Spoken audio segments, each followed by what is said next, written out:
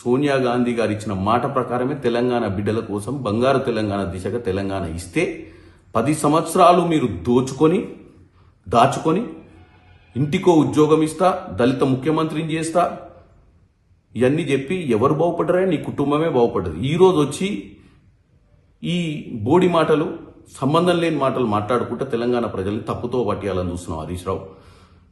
ఇంకా నీకు వేరే ముచ్చటే లేదు, నీకు నీ బామ్మర్దికి. ఎట్లాగో మామ పోయి ఫామ్ హౌస్లో వండుకుండు, అదే జైలు చేసుకొని జైల్లోనే ఉంటుండు. ఆయనంతలో ఆయన శిక్ష చేసుకొని జైల్లో ఉన్నాడు. మీరే పోయి జైల్లో కలిసినట్టు కలిసి వస్తున్నారు ఆయన తప్ప ఆయన ప్రజల మధ్యన వస్తలేడు, ప్రజా సమస్యల మీద పోరాడతలేడు, అసెంబ్లీకి కూడా వస్తలేడు.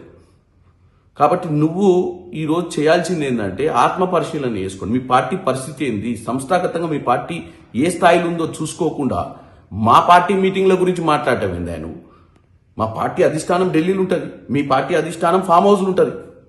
మీరు రోజు ఫామ్ హౌస్కి పోయి మోకరిల్లుతురు కదాడా? అభివృద్ధికి సంబంధం లేకుండా, ఆలోచనకు సంబంధం లేకుండా, ప్రజలకు సంబంధం లేకుండా, ప్రజలు ఇచ్చిన తీర్పుకు గౌరవం లేకుండా, ప్రజలే పశ్చాత్తాపడుతున్నారు అని చెప్పి పిచ్చి మాటలు మాట్లాడుకుంటా ఫామ్ హౌస్ పాలన చేసి, ఫామ్ హౌస్ పాలన గతంలో చేసిరు. ఈరోజు అపోజిషన్ కూడా ఫామ్ హౌస్లోనే పండుకుంటు. కాబట్టి తెలంగాణ ప్రజలకు ఎవరు మంచి చేయాలనుకుంటున్నారు, ఏ పార్టీ ఈరోజు ప్రజల గురించి ఆలోచిస్తుంది, ఎందుకు ఢిల్లీకి పోవాల్సి వచ్చింది, ఏ సమస్యల మీద చర్చ చేస్తారో ఈరోజు మధ్యాహ్నం తెలుస్తుంది కదా. నీ ఆవేశం ఏంది?